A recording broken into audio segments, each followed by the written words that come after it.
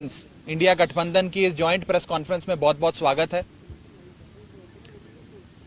आज जो हमने चंडीगढ़ मेयर चुनाव में देखा वो सिर्फ एक असंवैधानिक या गैर कानूनी चीज ही नहीं थी, बल्कि राष्ट्रद्रोह था, देशद्रोह था। आज जो हमने फर्जीवाड़ा, जो गैर कानूनी काम, जो इलीगैलिटी चंडीगढ़ मेयर चुनाव में देखी है, उसे सिर्फ और सिर्फ राष्ट्रद्रोह कहा जा सकता है। आप सभी ये बात जानते हैं कि मेयर के चुनाव में 20 वोट इंडिया गठबंधन के पास थे और मात्र 16 वोट भारतीय जनता पार्टी के पास थे। 15 और साथ में अगर मैं एक और अन्य वोट भी जोड़ दूं, जहां 20 वोट आम आदमी पार्टी और कांग्रेस पार्टी के इंडिया गठबंधन के पास थे, वहां गठबंधन का जीतना, इंडिया अलायंस का जीतना तय था।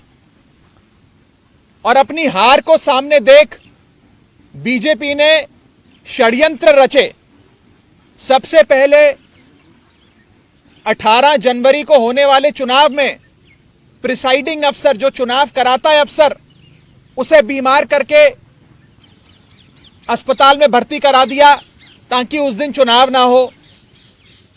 फिर चुनाव की जब नई तारीख आई, जो हाईकोर्ट ने निर्धारित करी, उस बीच ऑपरेशन लोटस करके आम आदमी पार्टी की और कांग्रेस के पार्षदों को खरीदने की कोशिश करी गई। जब बीजेपी का ऑपरेशन लोटस भी फेल हो गया, तो बीजेपी ने आज आप सबकी आंखों के सामने और आप सबके कैमरों में कैद जो फर्जीवाड़ा किया है, पहले मैं वो सिलसिलेवार तरीके से आपको बताना चाहता हूं।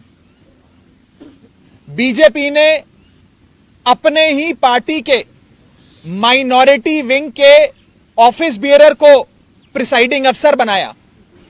यानी कि जो शख्स घोषित भाजपा का सदस्य है, उनका ऑफिस बियरर है, पदाधिकारी है, उस माइनॉरिटी विंग के सेक्रेटरी को प्रिसाइडिंग अफसर बनाकर उसकी देखरेख में चुनाव कराने की घोषणा करी। चुनाव में जब वोटिंग समाप्त हुई और काउंटिंग की बारी आई, तो इस भाजपा के ऑफिस बियरर प्रिसाइडिंग अफसर ने किसी भी पार्टी के इलेक्शन एजेंट को आगे नहीं आने दिया। आप सब जानते हैं, आप सब चंडीगढ़ मेयर चुनाव देखते आए हैं, जब भी वोटों की गिनती होती है तो इलेक्शन एजेंट, तमाम पार्टियों के इलेक्शन एजेंट अपनी आंखों के सामने काउंटिंग टेबल पे खड़े होकर काउंटिंग करवाते हैं। लेकिन पहली बार इतिहास में देखा गया कि इलेक्शन एजेंट्स को दूर कर दिया गया, उन्हें टेबल के नजदीक नहीं आने दिया गया।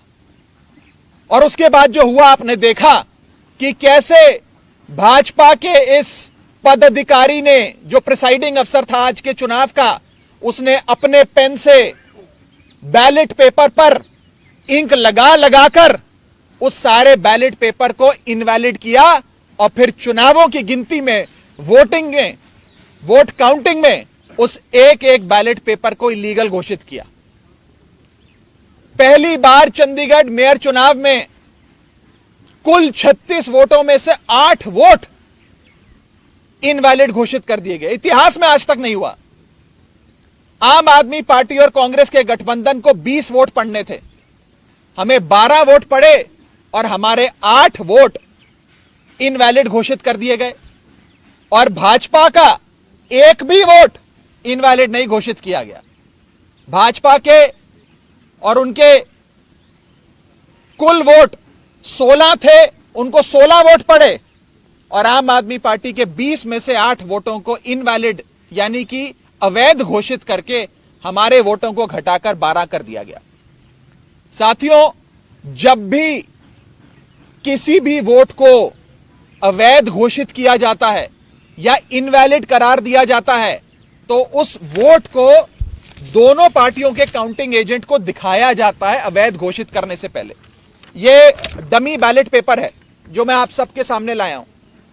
जब काउंटिंग के दौरान इस प्रकार के बैलेट पेपर को इल्लीगल घोषित किया जाता है तो प्रिसाइडिंग अफसर, अगर मान लीजिए मैं प्रिसाइडिंग अफसर हूं, तो मैं दोनों पार्टियों के इलेक्शन एजेंट को वो दिखाऊंगा बैलेट पेपर की, देख लीजिए यहां इनके निशान बाहर लगा हुआ है, ये इनवैलिड है, मैं इसे अवैध घोषित कर रहा हूं। ऐसे दोनों पार्टियों के इलेक्शन एजेंट को दिखाया जाता है और दिखाने के उपरांत उनकी सहमति से, और जो डीसी चुनाव हैं, जो डिप्टी कमिश्नर बैठे हैं, उनकी सहमति से इस वोट को अवैध घोषित किया जाता है।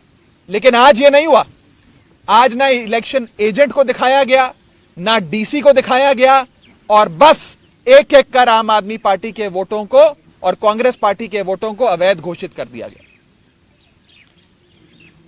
यह दिखाता है कि भारतीय जनता पार्टी इतने छोटे से एक मेयर के चुनाव में, म्युनिसिपल कॉरपोरेशन के मेयर के चुनाव में, अगर इस प्रकार की गैर कानूनी असंवैधानिक घटनाएं को अंजाम दे सकती है, तो आप सोचिए कि लोकसभा चुनाव की हार देखते हुए ये लोग क्या करेंगे। क्या भाजपा इस देश को नॉर्थ कोरिया बनाना चाहती है कि इस देश में चुनाव ही ना हो, और चुनाव सिर्फ उसी स्थिति में हो जहां भारतीय जनता पार्टी पूरी मशीनरी को रिग कर पूरी चुनावी प्रोसेस को विशिएट कर चुनाव जीत सके। साथियों, मैं अनिल मसीह, जो भारतीय जनता पार्टी के माइनॉरिटी विंग के पदाधिकारी हैं और आज के प्रिसाइडिंग अफसर हैं, उनके खिलाफ कार्रवाई की मांग करता हूं। आपराधिक मामला दर्ज होना चाहिए और उनकी गिरफ्तारी होनी चाहिए। ऐसे लोग और ऐसी पार्टियां जो हमारे देश की लोकतंत्र की सरेआम हत्या कर रहे हैं, उन लोगों को बाहर रहने की कोई आवश्यकता नहीं है। उन लोगों की सही जगह जेल है, उन लोगों को जेल होनी चाहिए। और मैं एक और आपको फैक्ट बताना चाहता हूं। जब भी काउंटिंग के दौरान कोई भी इलेक्शन एजेंट पार्टी का ऑब्जेक्शन रेस करता है, तो उस ऑब्जेक्शन को डिप्टी कमिश्नर और वहां पर बैठे जो इलेक्शन ऑफिसर्स होते हैं उनसे सलाह मशवरा करके उसका हल किया जाता है।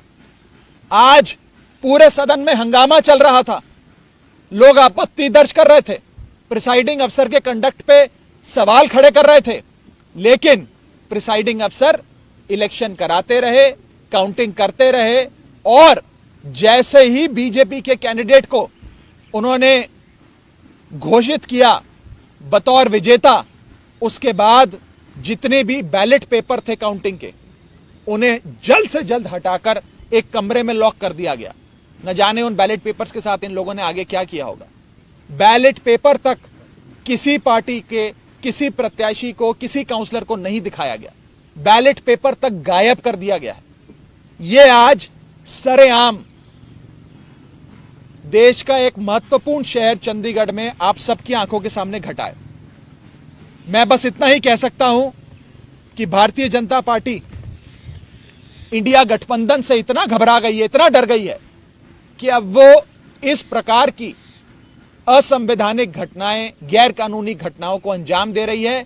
मैं सीधा बस इतना कहना चाहता हूं कि भारतीय जनता पार्टी ने जो आज चंडीगढ़ मेयर चुनाव में किया है, वो सीधा सीधा देशद्रोह है।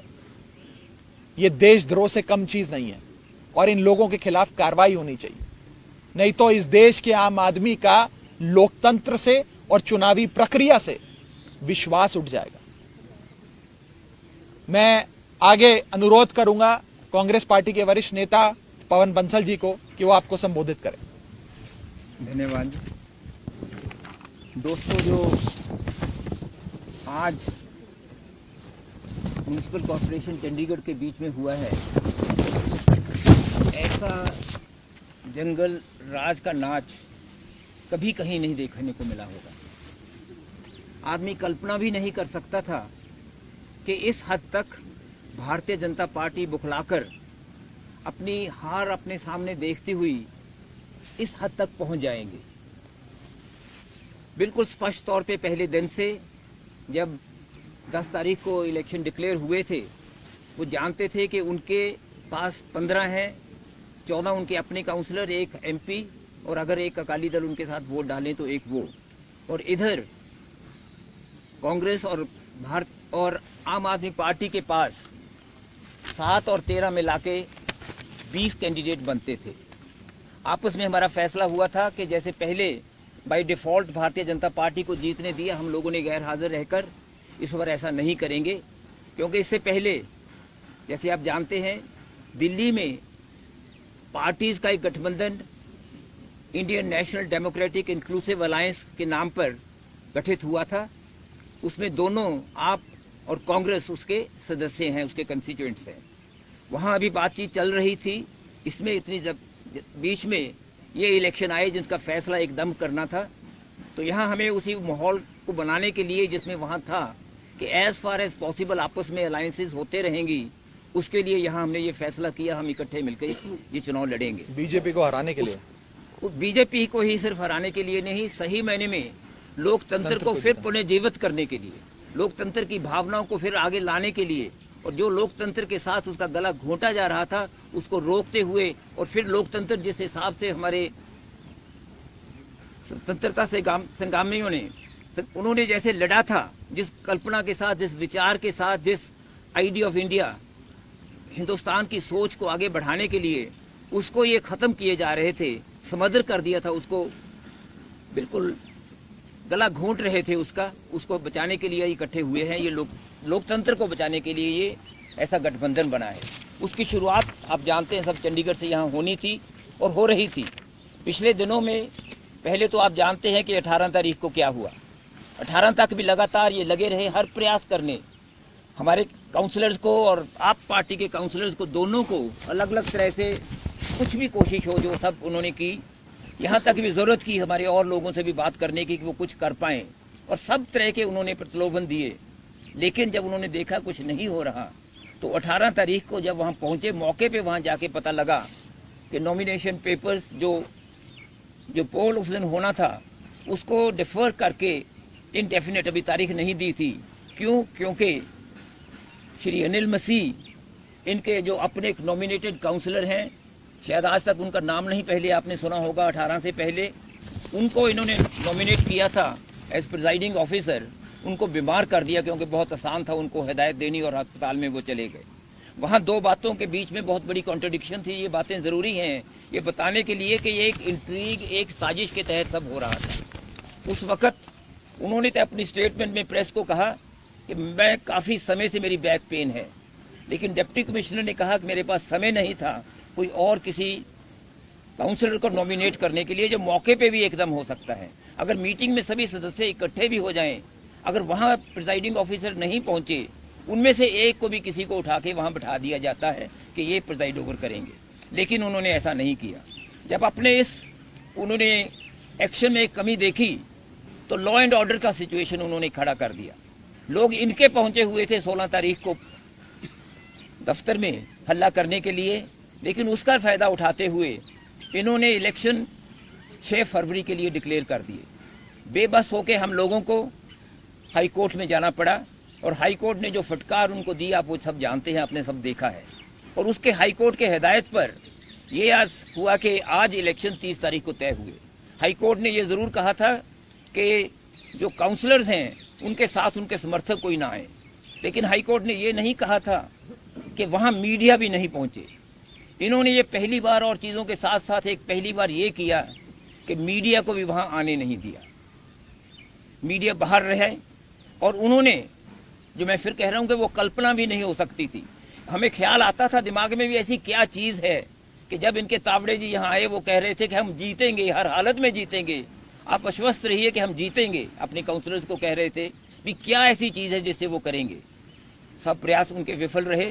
तो उन्होंने आज जब चुनाव शुरू हुए उस वक़्त, अगर आप एक पता नहीं शायद गलती उनसे हो गई, जिसने वो की होगी उसको भी सजा देंगे ये लोग, वो सारे का सारा इन्होंने लाइव स्क्रीन पे दिखाना शुरू कर दिया। और वो लाइव स्क्रीन पे हम लोगों को बाहर सभी को देख रहा था, आप भी देख रहे होंगे उसको। उसमें एक एक नॉमिनेशन पेपर पे अगर आप गौर से देखें, मैं उनका धन्यवाद करता हूं जिन्होंने दोस्तों ने वो उसको पकड़ा। एक एक नॉमिनेशन पेपर पे एक साइड पे थोड़ा सा निशान लगा के दूसरी तरफ हस्ताक्षर करते हैं। हमने डिप्टी कमिश्नर से पहले रिक्वेस्ट की हुई थी कि ये जो प्रिजाइडिंग ऑफिसर हैं उनके पास पेन अलग रंग का होना चाहिए, हरे रंग का उनके पास पेन होना चाहिए, ताकि ऐसा ना हो कि वही कोई निशान लगा दें जिसका हमें डर था वो करें। हमने ये जरूर सुनिश्चित किया कि बैलेट पेपर देने से पहले ऐसा ना कर दें। लेकिन जब बैलेट पेपर वहां पहुंचे, एक नॉर्मल प्रोसेस है, वो नॉर्मल डेमोक्रेसी का अधिकार है पार्टीज का, इलेक्शन लड़ने वालों का, कि अपना एक काउंटिंग एजेंट वहां मौके पे बिठाते हैं। काउंटिंग एजेंट आगे होते हैं, दोनों कैंडिडेट अपना अपना एक नामजद कर देते हैं, वो वहां आके वहां वो देखते हैं, एक एक पेपर को वो देखते हैं, फिर वो देखते हैं भी हाँ ये इनवैलिड है। लेकिन इस केस में क्या हुआ, जो काम सेक्रेटरी या किसी और ऑफिसर का होना था म्युनिसिपल कॉर्पोरेशन में, वो भी उन्होंने प्रिजाइडिंग ऑफिसर ने खुद ले लिया। बैलेट पेपर निकाल के बाहर रखे, एक एक को खुद खोला, खोल के देख रहे थे हम उनके चेहरे पे क्या रंग उड़ रहे थे।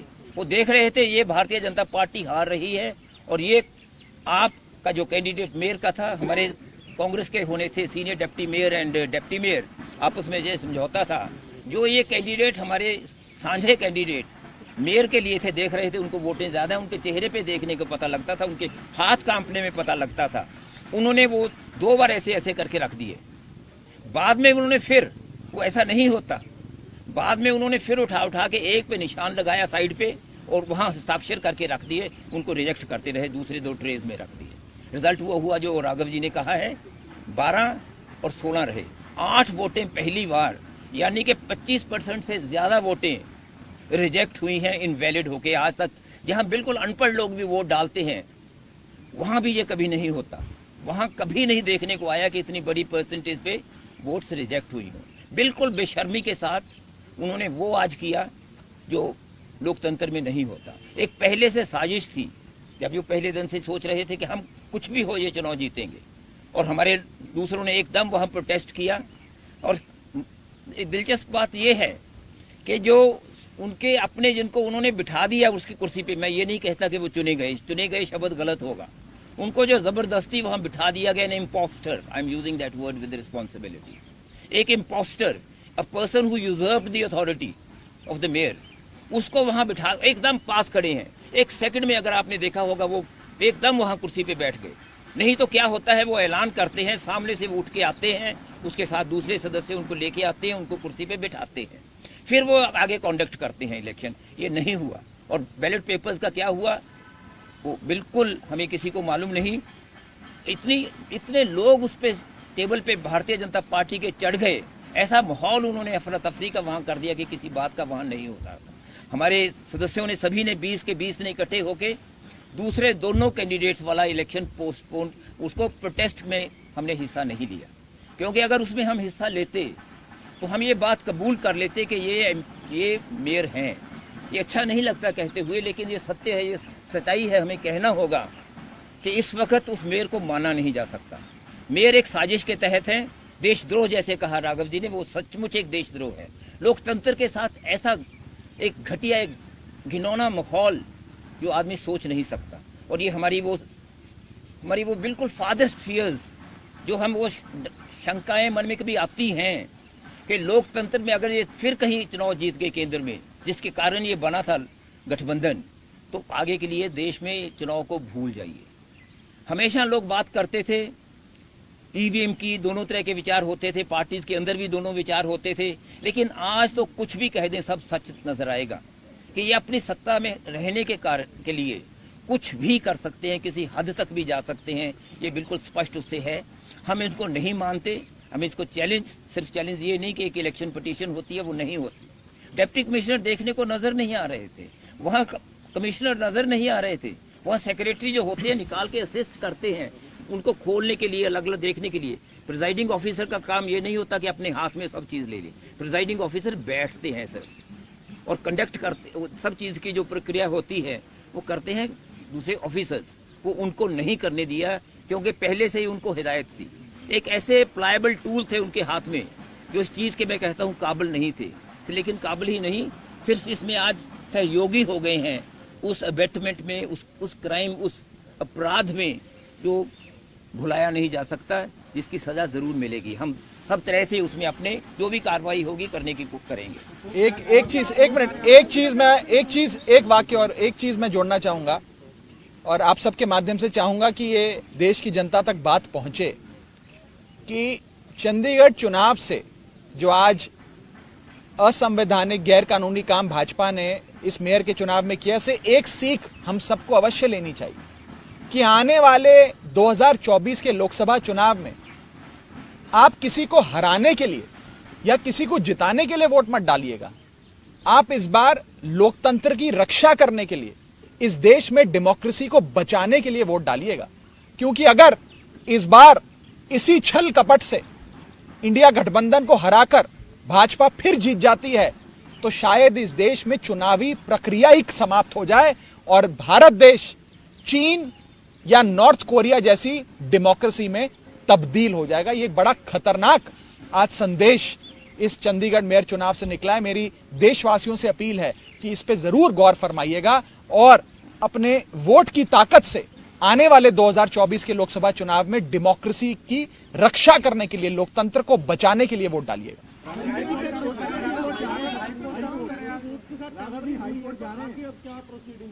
देखिए, अभी हम अपने कांग्रेस पार्टी, आम आदमी पार्टी मिलकर बैठेगी। आगे क्या सड़क से लेकर, कोर्ट से लेकर संसद तक क्या लड़ाई लड़नी है उसकी रूपरेखा बनाएंगे और अवश्य न्यायपालिका का दरवाजा भी जरूर खटकाएंगे। आप सब जानते हैं कि 18 जनवरी का चुनाव जब पोस्टपोन हो गया तो उसकी नई तारीख फरवरी में चंडीगढ़ एडमिनिस्ट्रेशन ने घोषित करी। उस तारीख को जल्द लाने के लिए, इलेक्शन को जल्द कराने के लिए भी, हमें न्याय लेने के लिए भी पंजाब हरियाणा हाईकोर्ट का दरवाजा खटखटाना पड़ा था। और आज भी न्याय पाने के लिए हमें अगर कोर्ट का दरवाजा खटखटाना पड़ेगा तो हम जरूर कोर्ट जाएंगे और न्याय की गुहार लगाएंगे। जब करेंगे तो बता देंगे।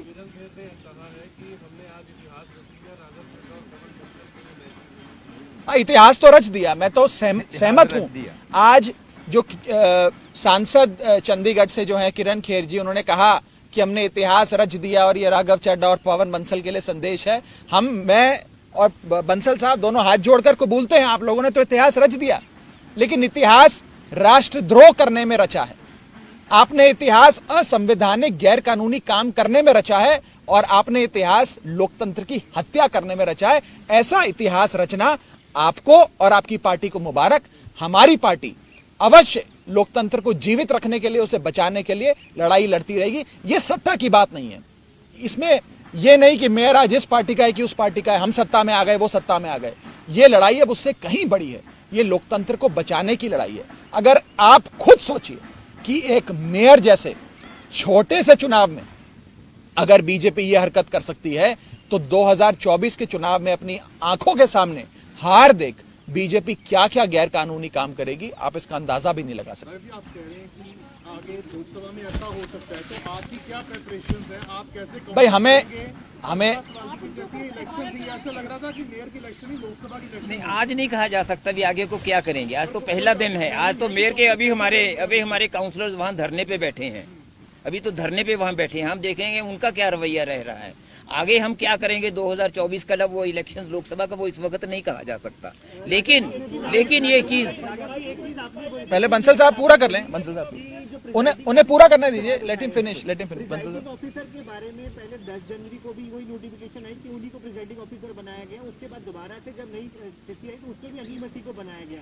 उसके क्यों नहीं विपक्ष ने आपने नहीं, जरूरत नहीं थी, वो कहने की जरूरत नहीं थी। इतना उन पे हमें विश्वास करना चाहिए, मानना चाहिए। अगर वो उसको अपॉइंट करते हैं, वो आए हैं बिल्कुल अच्छे बैठ के आज कर रहे हैं, तो वो दर्शाता है कि उस दिन वो सब एक होक्स था, उस दिन वो झूठ था उनका कि मेरी बैक दिनों से। देखिए एक मिनट, हाईकोर्ट का जो ऑर्डर आया था, हाईकोर्ट ने अपने ऑर्डर में ये कहा कि इस पूरी इलेक्शन प्रोसेस की वीडियोग्राफी होगी और उस वीडियो का संज्ञान हाईकोर्ट खुद लेगा। मुझे पूरा विश्वास है कि पंजाब हरियाणा हाईकोर्ट में जब इस पूरे इलेक्शन प्रोसेस का वीडियो पहुंचेगा और ऑनरेबल जजेस अपनी आंखों से खुद देखेंगे कि कैसे भाजपा के माइनॉरिटी विंग के एक पदाधिकारी जो प्रिसाइडिंग अफसर बने, अपने ही पेन से निशान लगाकर बैलेट पेपर को अवैध घोषित कर रहे हैं, ये सारी चीजें जब हाईकोर्ट के सामने आएंगी तो हाईकोर्ट अवश्य कार्रवाई करेगा। पर आम आदमी पार्टी, कांग्रेस पार्टी, इंडिया गठबंधन मिलके सड़क से लेकर संसद तक, न्यायपालिका से लेकर सड़क तक क्या लड़ाई लड़नी है, आगे क्या रूपरेखा होगी, उस पर अवश्य चर्चा करेंगे और हाईकोर्ट का दरवाजा भी जरूर खटखटाएंगे। बिल्कुल प्रिसाइडिंग अफसर के खिलाफ कार्रवाई करेंगे। मैं तो आज इस मंच से यह मांग करता हूं कि प्रिसाइडिंग अफसर ने देशद्रोह किया है, उसे गिरफ्तार करना चाहिए, उस पर आपराधिक मुकदमा चलना चाहिए। सबसे बड़ा दोषी है। जरूर हम कंप्लेंट भी करेंगे, कार्रवाई की मांग भी करेंगे और सिर्फ कार्रवाई की नहीं, उनकी गिरफ्तारी की मांग करते हैं। लोकसभा के चुनाव आ रहे हैं तो चंडीगढ़ सीट भी आम आदमी पार्टी के साथ मिलकर लड़ेंगे। See, this is not a setback for one coalition, one alliance or one party. It is a setback for India's democracy.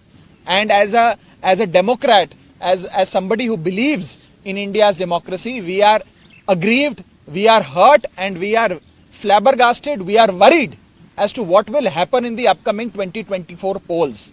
If BJP can resort to such low levels, stoop to such low levels and commit forgery, illegality, and something that should even be labeled as an act of sedition, then BJP can go to any level to rig the election process and to indulge in every possible electoral fraud and electoral malpractice.